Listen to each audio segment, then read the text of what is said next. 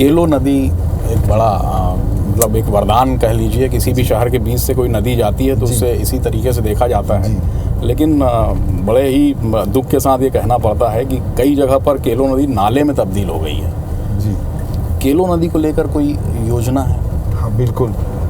केलो का जो डैम है, पहला चीज़ तो इस डैम का कांग्रेस के 3 अलग अलग मुख्यमंत्रियों ने आज़ादी के बाद 3 बार भूमि पूजन किया, अलग अलग समय पर, अलग अलग सालों में। और 3 बार भूमि पूजन के चुनाव आता था, भूमि पूजन करते थे, उसके बाद भूल जाते थे।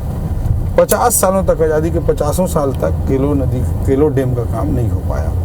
केलो डैम का काम भारतीय जनता पार्टी की डॉक्टर रमन सिंह जी की सरकार ने भूमि पूजन भी किया और उसको पूरा करके लोकार्पण भी किया। पिछले 5 साल में कांग्रेस की सरकार आ गई थी तो नहरों का काम जो 30-40% बचा था वो 5 साल में वहीं का वहीं पड़ा रहा और किसानों के नहर जो बनना था वो बन ही नहीं पाया।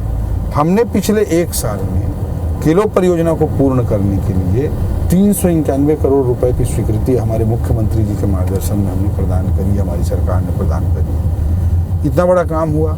दूसरा, आगे शहर के अंदर जो केलो नदी का केलो माँ बहती है उसमें अब उसी के से लगा हुआ, आपने देखा होगा कि 35 करोड़ का CSR से हम लोग नालंदा परिसर बनवाने जा रहे हैं, उसी के किनारे में पहाड़ी पे। उस जो केलो रिवर है तो रिवर फ्रंट डेवलपमेंट प्रोजेक्ट भी हम CSR के राशि से लगभग 80 करोड़ रुपए का प्रोजेक्ट ला रहे हैं। तो ये सारे काम कर रहे हैं और केलो की सफाई का भी काम सुनिश्चित करेंगे कि ये केलो रिवर फ्रंट डेवलपमेंट प्रोजेक्ट भी बनाएंगे।